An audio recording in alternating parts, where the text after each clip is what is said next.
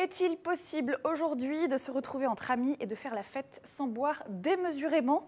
60% des jeunes de 17 ans ont déjà été ivres, 50% a connu une alcoolisation ponctuelle importante et 44% des jeunes de 17 ans s'adonnent une fois par mois au binge drinking.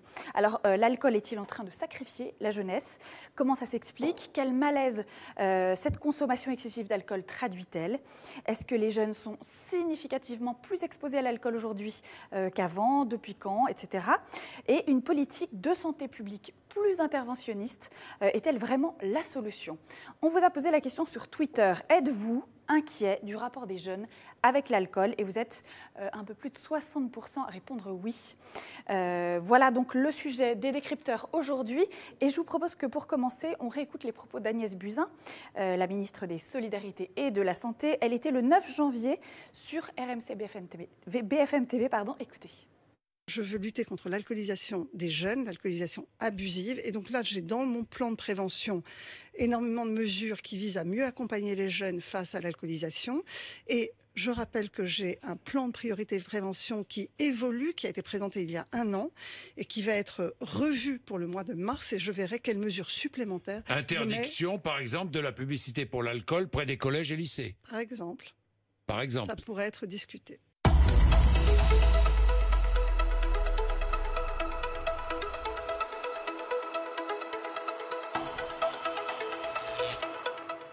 Amine Benyamina, bonjour. Bonjour.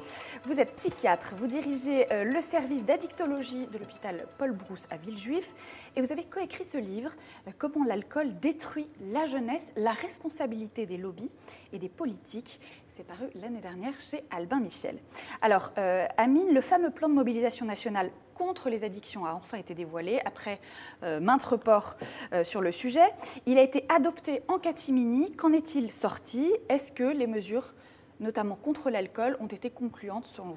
On a vu en début d'émission la prise de parole d'Agnès Buzyn, qui en 2 mots a résumé finalement tout le revirement et toute la déception qui était la nôtre. Évidemment, on parle d'alcool chez la femme enceinte, puisqu'il y a une mobilisation contre le syndrome d'alcoolisation fœtale, et puis on parle de l'alcool chez les jeunes. Qu'est-ce qu'on va faire, par exemple? Pour la femme enceinte, on va mentionner... Alors, on a mentionné qu'il ne faut pas boire en étant enceinte. Voilà. On va parler du pictogramme. Alors, si vous voulez qu'on rentre dans le détail, le pictogramme, c'est cet espace d'image que pratiquement personne n'arrive à voir dans les bouteilles. Alors, on s'est réunis pour essayer d'augmenter la taille, et très clairement dans ce plan, il y a des intentions, mais il n'y a rien de précis, parce que la filière alcool, la filière vin, s'est battue pour qu'il n'y ait pas de dimension. On verra ça après le plan, donc ça c'est important. Deuxième élément qui a été dit par la ministre, pour ce qui est de la publicité, ça on verra après. Alors que dans le cadre d'un plan qui est un plan important, en 2018-2022, nous aurions souhaité que des mesures fortes, claires, qui fassent l'objet d'une publicité en matière de santé publique, soient d'emblée adoptées. On verra après. Donc, c'est en ce sens que nous sommes déçus sur le volet de l'alcool, même si on sait que la ministre, elle a une vraie volonté.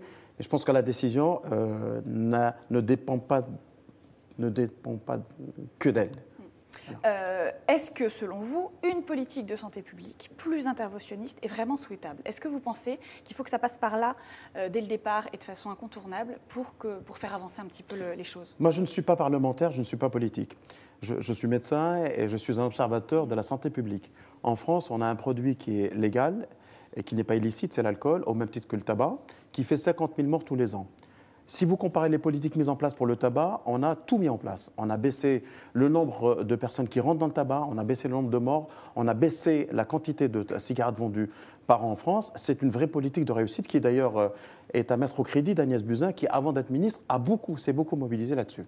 72 000 morts. De l'autre côté, on a l'alcool, il n'y a absolument rien. Nous avons détricoté une loi qui s'appelle la loi Evin, qui est une loi qui n'a pas pour but de rendre les Français des buveurs d'eau, simplement, elle protège les personnes en général et les personnes vulnérables en particulier, notamment les jeunes, les personnes souffrant de maladies mentales. Elle limite la publicité, mais ne tue pas. C'est l'argument qu'il nous aurait envoyé en tant qu'hygiéniste, entre guillemets. Elle ne tue pas le produit culturel qu'est le vin. Et là-dessus, il y a un vrai vide. Et ce plan qui vient d'arriver ne répond pas à ce vide. Produit culturel particulièrement français. Tout à fait. On en reparlera. Mais néanmoins, il y a quand même cette question que l'État ne remplacera pas les parents, quoi qu'il arrive. Tous ces débordements Oui, bien sûr, l'État ne remplacera citer pas. sur l'alcool ne remplace pas le rôle éducatif des parents là-dessus. Mais les parents ont besoin d'avoir un éclairage. On a besoin d'avoir des spots, on a besoin d'avoir de l'enseignement, on a besoin de pédagogie en matière de messages donnés. Il y a une agence très importante qui s'appelle Santé publique France qui a le but et le rôle d'éclairer la population avec des clips, avec des messages clairs que les parents peuvent s'approprier pour pouvoir discuter. C'est extrêmement important. On est parfois dans les fakes, c'est le mot à la mode, dans des mauvaises nouvelles. Quand on dit que l'alcool, évidemment, a des bénéfices, a des bienfaits, oui, pour la fête, mais il est faux de penser que, par exemple, l'alcool sur le bénéfice-risque a plus de bénéfices que de risques. Ce sont des choses qui sont ancrées et sont gravées dans le marbre, dans l'esprit des Français que nous sommes. Vous dirigez le service d'addictologie de l'hôpital Paul Brousse à Villejuif. À partir de quand est-ce qu'on peut dire qu'un jeune est alcoolique ?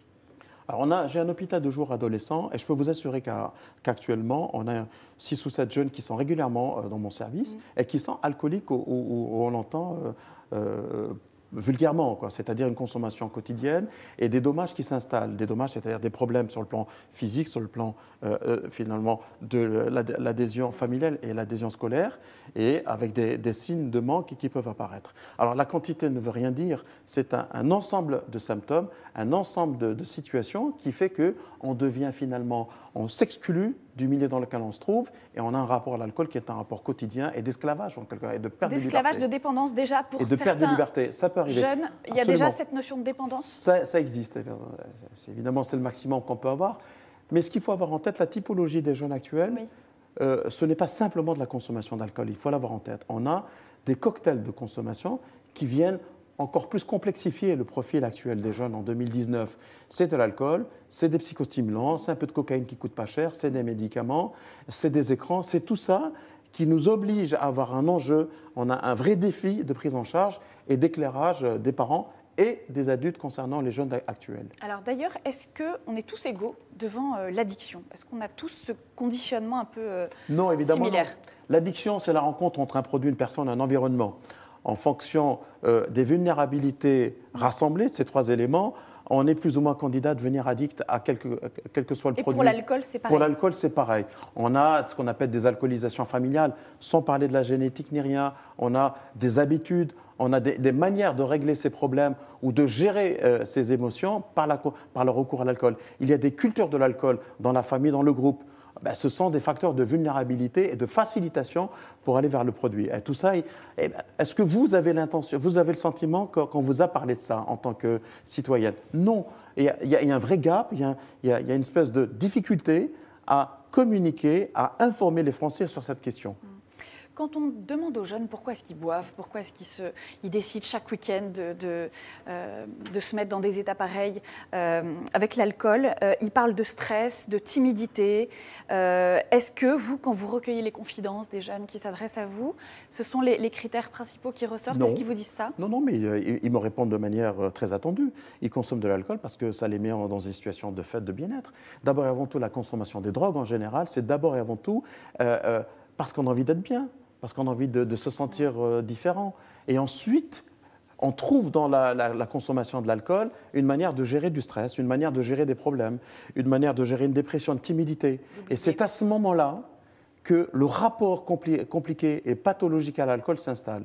C'est à ce moment-là qu'il faut pouvoir les repérer. C'est pile ce moment absolument transitoire. C'est quoi le binge drinking ? On en parlait un tout petit peu. C'est la consommation.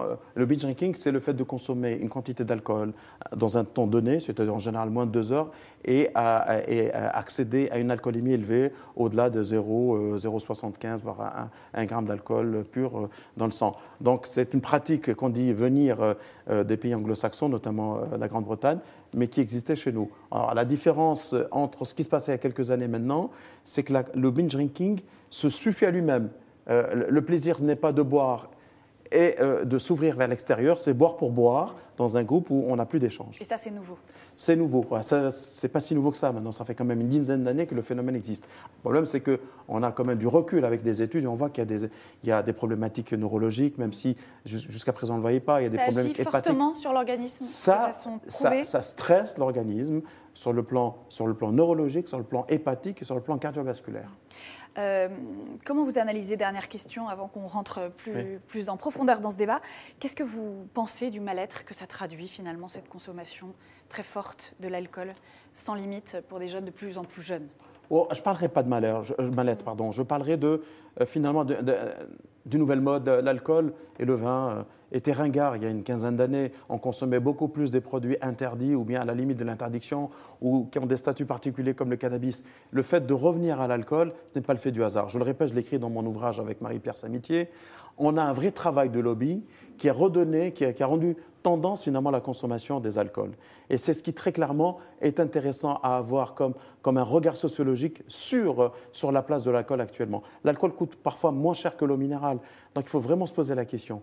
Et il faut se demander où est la responsabilité des adultes et des politiques là-dedans. C'était justement un des points que vous espériez voir appliqué dans ce plan, c'était un tarif minimum pour la vente de l'alcool qui n'a pas été appliqué, qui n'a pas été entendu. Je vous propose qu'on écoute ce témoignage d'AZ. Lui, il a 38 ans aujourd'hui, mais il a consommé beaucoup d'alcool pendant plusieurs années à partir de l'adolescence. Écoutez son témoignage. Moi, je pense que chaque personne est plus ou moins prédisposée à plus ou moins boire. Il y a des gens qui vont être très détachés face à l'alcool, d'autres qui vont boire un peu plus facilement.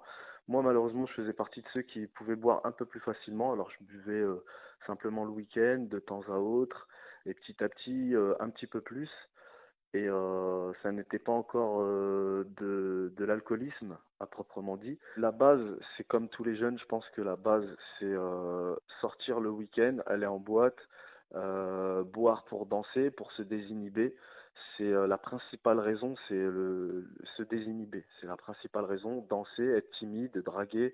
Moi maintenant, j'ai un âge, j'ai plus l'âge, mais avec le recul, je pense que ça, c'est vraiment le point de départ. Je comprends les jeunes qui sortent en boîte. Quelqu'un qui ne boit pas et ne fume pas, franchement, c'est une exception. On est en minorité. Quand j'ai arrêté, en fait, il y a eu un déclic. Du coup, du jour au lendemain, je sais pas, je me suis mis dans la tête que j'allais arrêter. Et ça m'a pris, je sais que j'ai eu des manques pendant 12 jours, j'avais compté. Et je m'occupais du matin au soir. Et quand je rentrais le soir, je savais très bien où étaient mes potes et tout. Je n'y allais pas parce que je savais qu'il y avait et à boire et à fumer. Et du coup, au bout d'une quinzaine de jours, je suis allé les voir et je savais que j'étais capable de refuser. Je les voyais boire autour de moi. Il n'était pas question que je change d'amis, que je change de milieu social. Et donc, j'ai appris difficilement à participer sans participer. Et socialement, c'est compliqué. Voilà pour le témoignage d'AZ. Bonjour Cécile Thibert. Bonjour. Merci d'être avec nous. Vous êtes journaliste au service Sciences du Figaro. Alors vous avez enquêté sur la question des jeunes qui subissent directement ou indirectement la pression pour consommer de l'alcool et tout un conditionnement finalement qui est très difficile d'y échapper. Alors ce qui vous a particulièrement intéressé, c'est qu'ils sont la cible de publicités déguisées, dites-vous, sur les réseaux sociaux. De quoi s'agit-il concrètement? Oui. Alors, d'abord, c'est un post sur Twitter qui a attiré mon attention. C'est le post d'une association qui s'appelle Avenir Santé et qui est la seule association en France, on a un membre qui est sur le plateau, on le verra plus tard, qui est la seule asso en France qui fait cette veille, cette surveillance sur les réseaux sociaux des pratiques illicites des alcooliers.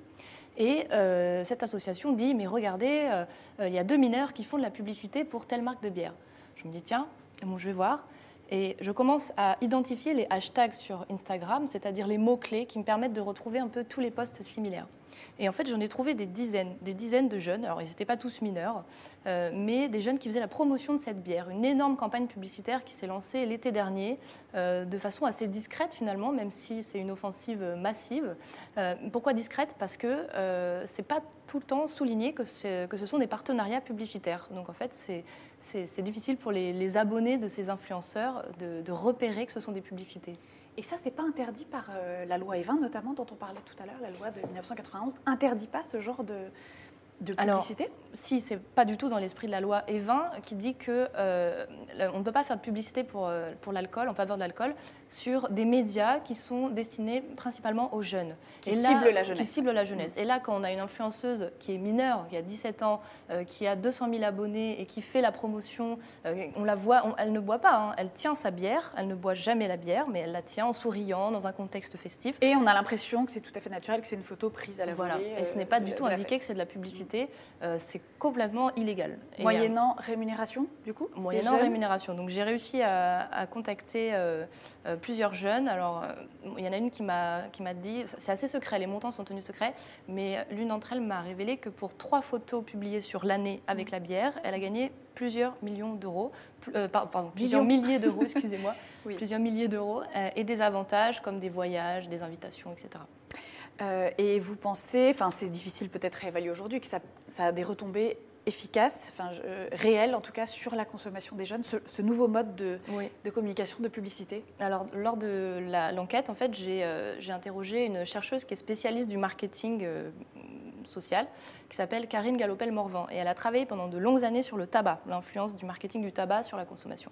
Et là, elle a switché sur l'alcool parce qu'elle a vu monter ce phénomène-là. Et elle a mené une étude avec plusieurs collègues qui montre qu'effectivement, il y a un lien. Le marketing est lié à la consommation d'alcool chez les jeunes. Et on sait que consommer de l'alcool, c'est lié au binge drinking et à l'alcoolisme. Donc tout ça est très lié.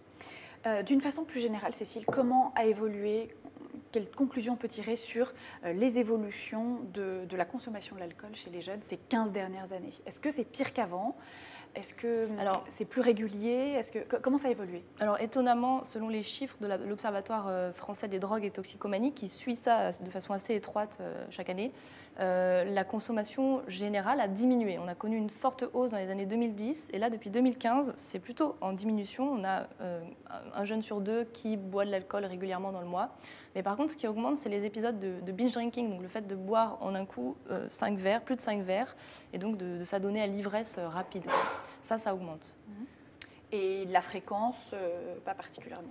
La fréquence, alors, je sais qu'il y a près d'un jeune sur 10 de 17 ans qui boit plus de 10 fois par mois de l'alcool. 10 fois de l'alcool dans le mois. De l'alcool dans le même mois. Oui. Et qu'est-ce qu'il consomme particulièrement comme alcool? Est-ce on sait à peu près ce qui plaît plus chez les jeunes? Qu'est-ce qu'ils préfèrent boire comme alcool? Alors, il y a les liquoreux, beaucoup. L'alcool fort. Il y a l'alcool fort. Et puis là, ces derniers temps, on voit arriver, comme l'a fait le tabac à l'époque, qui, vous vous souvenez, mettait des petites billes qui donnaient des goûts un peu sympathiques, un peu sucrés. Maintenant, ça a été interdit. Les alcooliers font pareil. Ils donnent des goûts sucrés. Donc, on a les vodkas caramel, les vodkas tagada. On a les bonbons, les goûts bonbons. On a les rosés sucettes. Ça cible les jeunes, ça cible les jeunes femmes surtout. Et ça commence à bien prendre. À l'inverse, on a des bonbons goût alcool. Alors, ce n'est pas tout à fait la même chose parce que je crois qu'il n'y a pas d'alcool réellement dans ces bonbons. Non. Mais est-ce que pour vous, c'est réellement inoffensif aussi, tous ces bonbons Non, parce que ça participe à une habituation de la société à la présence de l'alcool partout. On a des gels douche Morito. Quelle est l'utilité? Donc là, récemment, il y a une députée qui a porté un amendement qui visait à interdire ces produits-là. Et l'amendement a été rejeté il y a très peu de temps, il y a quelques semaines. Ça concourt en tout cas à habituer les gens à ces noms, à l'alcool dans leur quotidien. Et est-ce qu'on peut considérer, c'est une grande question dont on reparlera probablement avec l'addictologue qui est sur le plateau, mais est-ce qu'on peut dire qu'aujourd'hui, les effets de l'alcool sur les jeunes sont pires que ceux de la drogue? Est-ce que les cas sont plus alarmants à ce niveau-là? Je ne sais pas. En tout cas, quand j'ai mené l'enquête, j'ai eu le professeur Michel Reynaud, qui est un addictologue assez réputé, et qui me disait qu'il a vraiment vu sa patientèle changer ces dernières années, que désormais, il voit des jeunes de 20 à 25 ans qui sont alcooliques, qui ont vraiment cette pathologie. Tandis qu'il me disait, il y a encore 15 ans, on voyait ça à l'âge de 40-45 ans. Donc oui, il y a vraiment un changement qui est en train de s'opérer. Alors, je vous propose qu'on écoute les propos d'un pédopsychiatre. Il s'appelle Daniel Bailly. Il enseigne également la psychiatrie à l'université d'Aix-Marseille. Et lui, il explique que les comportements dits à risque font grandir l'adolescent vers l'âge adulte. Donc, la prévention doit aller plus loin que juste la mise en évidence du risque. Écoutez. Vouloir empêcher les conduites à risque à l'adolescence n'a aucun sens. Il faut bien que l'être humain fasse ses premières expériences. Et les premières expériences, c'est à l'adolescence. C'est un moment particulier, c'est un moment de développement au cours duquel l'enfant va devoir rejeter les valeurs qui l'ont guidé et façonné jusqu'alors, c'est-à-dire essentiellement les valeurs parentales, et au cours duquel il va s'appuyer sur le groupe des pairs pour pouvoir poursuivre son développement et en particulier sa socialisation. Renaud Boutier, bonjour. Bonjour. Merci d'être avec nous. Vous êtes pharmacien et alors vous passez vos soirées à faire de la prévention pendant les soirées étudiantes avec votre association Avenir Santé. Pas uniquement les soirées, vous allez aussi dans les collèges, dans les lycées, dans les facultés. Vous leur dites quoi à ces jeunes? Comment est-ce qu'on peut faire une prévention positive et non pas négative sur ces questions-là? Alors c'est vrai qu'Avenir Santé, on est à la fois des acteurs, on intervient partout en France, enfin sur cette région française, sur des actions sur lesquelles 1 million de jeunes sont présents et on en rencontre avec des entretiens approfondis à peu près 300 000. Donc c'est vrai qu'on est un acteur fort, on échange, on dialogue, on les fait réfléchir. Ce qu'il faut quand même voir au niveau de l'alcool, c'est qu'il y a un message quand même très très fort, un message essentiel. Ce message, c'est le boire moins. Et c'est pour ça qu'on ne sera jamais d'accord avec les alcooliers, quel que soit leur domaine, industriel ou vitivinicole, qui eux sont dans une logique évidemment différente, ce sont des entreprises qui sont sur le boire plus. Donc là, il y a quelque chose qui est complètement différent. Donc c'est boire, pourquoi pas, mais en petite quantité. Alors, dans tous les cas, c'est le boire moins. Ça peut être le boire mieux dans certains contextes, parce qu'évidemment, des contextes notamment festifs, très préparés par les jeunes. On sait que les jeunes prévoient des consommations, identifient ces moments de consommation, et là, on serait plus dans une logique d'accompagnement. Mais quand même, le message principal, c'est celui-ci. Après, on les fait réfléchir sur leur rapport à l'alcool. Qu'est-ce que c'est que consommer ? À quel moment est-ce que j'outrepasse mes limites? À quel moment est-ce que je suis dans quelque chose qui s'appelle la dépendance, qui est très souvent rejetée par les jeunes?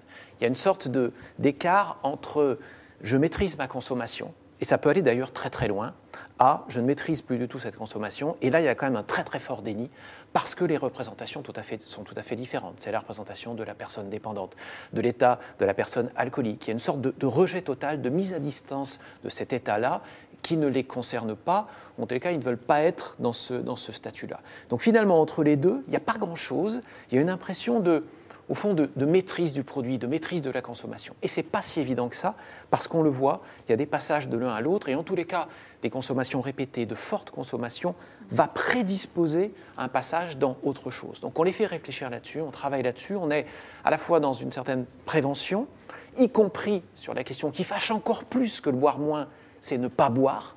Là, c'est très très dur, et le ne pas boire dans certains contextes. Par exemple, quand les jeunes prévoient de prendre leur voiture en cas de conduite automobile. Donc là, c'est encore plus dur d'aborder cela, tant ces consommations sont ritualisées, tant ces consommations sont banalisées. Donc c'est vrai qu'on... Vous leur donnez des repères, par exemple, individuels probablement, parce qu'en effet, les circonstances varient. Est-ce que vous leur dites, là, par exemple, ce soir, il vaut mieux pas prendre plus de 2 verres? Est-ce que... Alors, vous fonctionnez comme ça avec des repères pour les aider à être plus concrets? C'est toujours très difficile la notion de repères, parce que c'est au fond des normes très générales qui ne sont évidemment tout à fait justifiées à grande échelle, mais qui parfois individuellement ne sont pas prises en compte.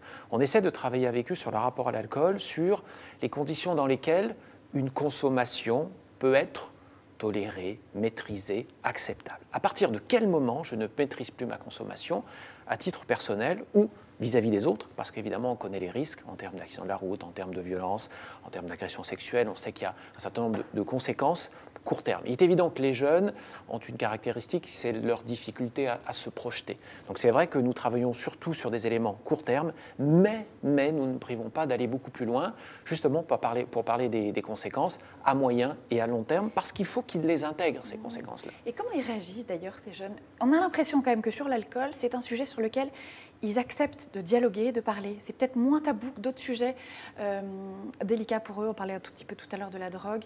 Il y a plein d'autres problématiques peut-être qui sont plus compliquées. On a l'impression qu'il y a une certaine spontanéité encore sur ce sujet. Ils acceptent volontiers d'en parler. Est-ce que c'est le cas? Oui, ils ont cette situation. Complètement. C'est-à-dire que c'est quelque chose qu'on aborde évidemment très facilement, d'autant plus facilement qu'ils sont désinhibés. C'est un des ressorts de la consommation, la désinhibition, le lien vers l'autre. Alors le lien vers l'autre, c'est vers leur père, mais c'est aussi vers des structures comme Avenir Santé. Nous, on a un réseau de jeunes intervenants qui sont en particulier, mais pas seulement sur les lieux festifs. Donc c'est vrai que la relation se fait très très facilement, de jeune à jeune.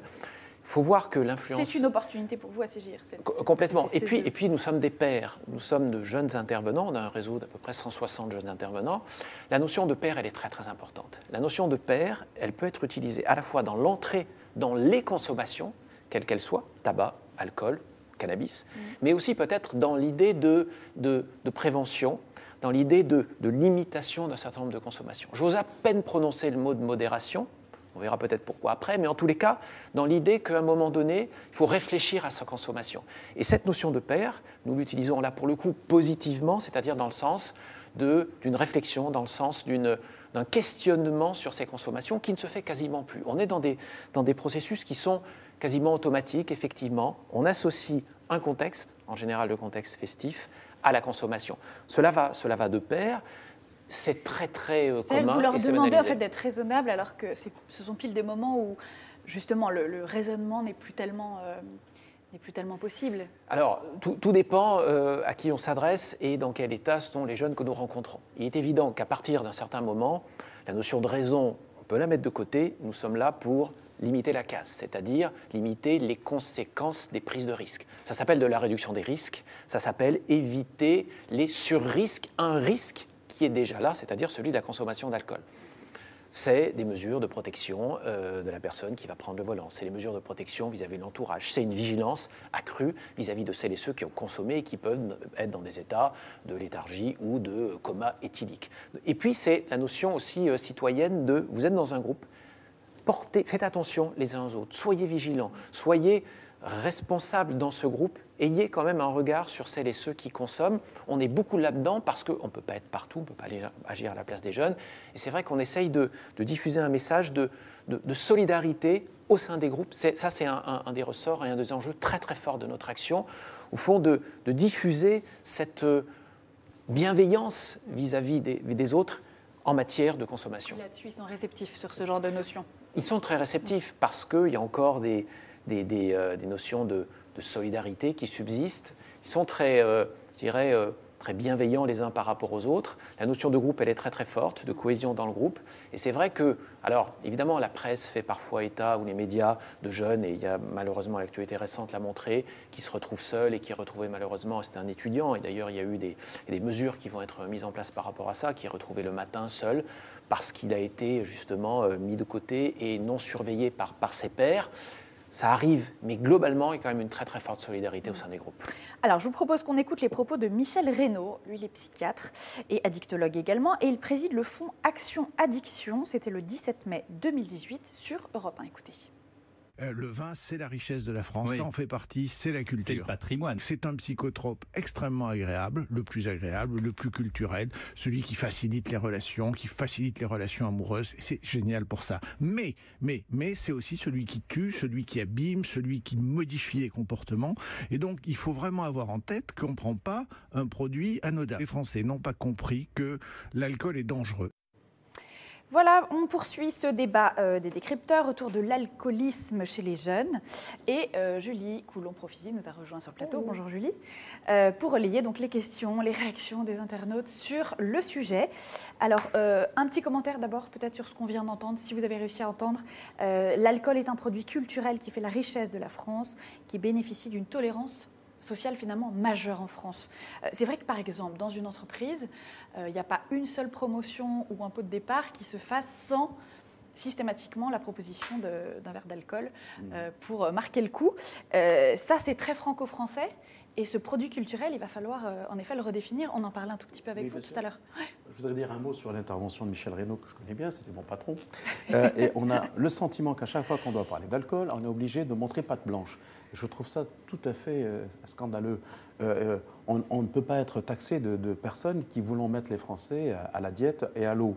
Là n'est pas la question. On part du principe que, évidemment, ce n'est pas le but.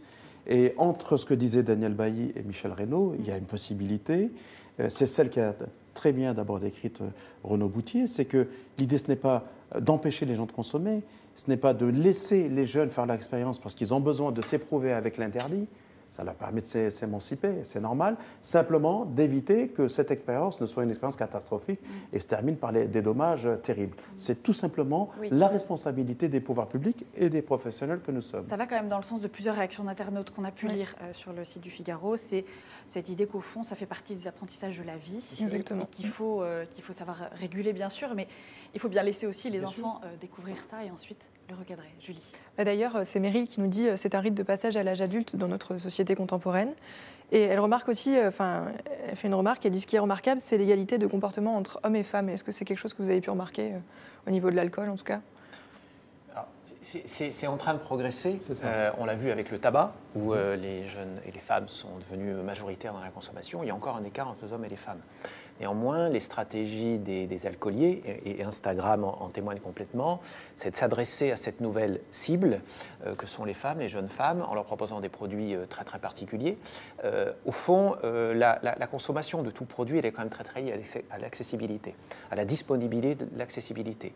Or, vis-à-vis des femmes et des jeunes femmes, il y avait un problème, c'est qu'un certain nombre d'alcools leur paraissait un petit peu trop amer, un peu trop dur au goût, et donc la tendance, c'est d'adapter aussi bien en termes de forme, à travers des packaging, que de fond, à travers des produits qui leur sont complètement adaptés pour justement faire évoluer les parts de marché et d'utiliser des influenceuses, de jeunes influenceuses, qui ont un impact très très fort auprès de ces populations-là pour les faire progresser. Donc oui, elles les rattrapent, il y a encore des écarts, mais l'écart se réduit. C'est un mot important sur le rattrapage entre les femmes et les hommes. Oui, c'est très juste, on le voit dans les tendances, l'OFDT, vous l'avez cité, le montre. Le problème, c'est que les femmes sont moins bien dotées pour lutter contre les problèmes d'alcool que les hommes. Elles sont naturellement plus sujettes à des maladies. Et on sait maintenant, il y a un rapport très clair, il y a beaucoup d'articles sortis sur, par exemple, la prévalence du cancer du sein chez les femmes qui consomment de l'alcool. On a vraiment une injustice naturelle qui fait que ce n'est pas une bonne nouvelle de penser que cette espèce de démocratie dans la transgression est une bonne nouvelle pour l'égalité des sexes. Non, c'est très mauvais et c'est très dangereux. Oui, sachant que la notion de transgression, elle est quand même remise en question par des études très très récentes, des études qualitatives, qui ont montré finalement que, contrairement aux générations précédentes, c'était moins une question de l'accès à l'alcool, de transgression au fond que de rite, que de, au fond, comportement normalisé. C'est-à-dire c'est moins l'idée de non réfléchi, je transgresse un interdit, de toute façon, quel interdit, tout le monde le fait, que finalement de passage obligatoire vers une consommation, à la recherche de sensations, et un espace aussi, je dirais, en dehors des institutions. C'est-à-dire, on va consommer dans un cercle privé, en milieu festif, sans la présence de l'adulte à domicile. Donc il y a de moins en moins de surveillance. Il y a de moins en moins d'accompagnement dans la consommation. Alors la question de l'accompagnement se pose. Les alcooliers voudraient une éducation au goût. Ce n'est pas celle que nous appelons de nos voeux. Je pense qu'ils n'ont pas les mêmes intentions. Encore une fois, c'est le boire plus sur lequel nous ne sommes, ce n'est pas notre ligne. Mais il pourrait y avoir notamment chez les parents, un accompagnement beaucoup plus fort sur cette question. Les parents qui ne sont pas très à l'aise parce qu'effectivement, ils voient des modes de consommation auxquels ils ne sont pas forcément habitués, c'est le fameux binge drinking. Donc ça leur envoie des choses vis-à-vis desquelles ils sont en décalage et ça pose cette question pour les parents de comment accompagner les jeunes, d'avoir un vrai discours, ne pas non plus être dans cette initiation parce que accompagner des jeunes à consommer quand ce sont les mêmes parents qui initient entre 5 et 10 ans avec le grand-oncle, le grand-père qui demande à tremper l'élève dans le champagne. Donc il y a un problème de légitimité des parents vis-à-vis de ces nouveaux modes de consommation. Julie, une autre remarque ou question d'un internaute? Alors justement, en parlant de légitimité des parents, c'est Fix78 qui dit « Les pictogrammes, la publicité, c'est bien beau, mais n'est-ce pas plutôt la fuite de l'éducation des parents qui est responsable de l'alcoolisme jeune ?» Voilà, ça rejoint un petit peu... Oui, on a évidemment la responsabilité, elle est là, mais avant que n'intervienne cette responsabilité parentale, il y a... le fantasme sociétal, en quelque sorte, les valeurs partagées. On a actuellement une difficulté à définir qu'est-ce que la problématique avec l'alcool. On sait ce que c'est que le plaisir avec l'alcool, mais existe-t-il une problématique? C'est le déni partagé de tous les Français que nous sommes. Nous sommes tous traversés par une espèce d'ambivalence vis-à-vis de ce produit. Donc la frontière est très difficile à avoir. Elle existe lorsque c'est quelqu'un qui boit plus que moi, qui lui est probablement plus alcoolique que moi. Et donc il faut absolument que les critères, les normes que nous connaissons doivent être clairement dictés et qui fassent l'effet d'une promotion de santé publique. Et ce n'est encore pas le cas avec ce plan dont on a parlé. Ce qu'on disait tout à l'heure, c'est que le problème, c'est que ces lieux de consommation d'alcool sont de plus en plus privés, de moins en moins visibles. Oui. Comment voulez-vous que l'État, par exemple, régule, fasse quelque chose pour éviter ce genre de choses? Il n'y a pas de régulation par la loi, c'est simplement des messages clairs Il faut arrêter d'envoyer des faux messages, des faits messages clairs. L'alcool peut être nocif à un âge précis. Pendant la maturation du cerveau, c'est très compliqué. On l'a dit pour le cannabis, on l'a dit pour certaines drogues. Et que l'initiation, l'éducation... Il faut faire en sorte que ce soit moins à la mode. L'éducation par le goût, parce que c'est un produit des terroirs. Les alcooliers derrière, pour eux, ce n'est pas l'éducation, c'est l'initiation au goût. Et que vendre un alcool qui est sucré, qui a de belles couleurs, c'est pour augmenter le nombre de consommateurs, parce que l'homme d'âge mûr, il quitte le circuit parce qu'il est malade ou il meurt. C'est tout ça qu'il faut avoir en tête. Alors oui, très rapidement. Très rapidement sur la loi néanmoins, deux points et deux propositions. La première, c'est évidemment le prix. On a vu sur le tabac l'impact que ça peut avoir. Je pense que vis-à-vis des jeunes, c'est un impact évident. Donc ça pourrait être une première proposition. La deuxième proposition, c'est la communication. Quand même, il y a des supports, et en particulier Internet, qui sont inondés de publicité alcool. Cécile l'a bien expliqué. Effectivement, et de plus en plus sur les réseaux sociaux. Sur la loi E20, la loi E20, HPST, une loi de 2009 qui a ouvert la promotion alcool sur Internet, sans aucun contrôle, sans aucune régulation. Là, je pense quand même qu'il y a des choses à faire, beaucoup plus de contrôle et peut-être des limitations beaucoup plus fortes par l'État sur ces questions-là. D'ailleurs, est-ce que vous savez en quelle année l'alcool a été interdit dans les cantines scolaires des écoles primaires? J'étais très étonnée en lisant. C'est récent, hein. C'est assez récent. C'est assez récent, oui. C'est une quinzaine d'années, je crois, je sais plus. Jusqu'en 1956, en tout cas, on avait le droit de prendre de l'alcool en cours. En fait, on considérait que l'alcool avait des vertus pour les enfants. Il y avait des bienfaits de l'alcool. Voilà. Et donc, dans les lycées, on l'a interdit seulement en 1981. En effet. Et dans les hôpitaux, il n'y a pas très longtemps non plus. Alors, est-ce que vous savez combien la consommation d'alcool coûte chaque année à la société française? On n'a pas eu le temps d'en parler, mais ce chiffre est important. Alors, nous avions eu des chiffres je crois qu'à un moment donné, les gars, c'est 120 milliards d'euros. 120 milliards, c'est équivalent d'ailleurs à celui du tabac. Absolument. C'est pas que les coûts de santé. C'est tout, l'ensemble, direct et indirect, c'est 120 milliards d'euros.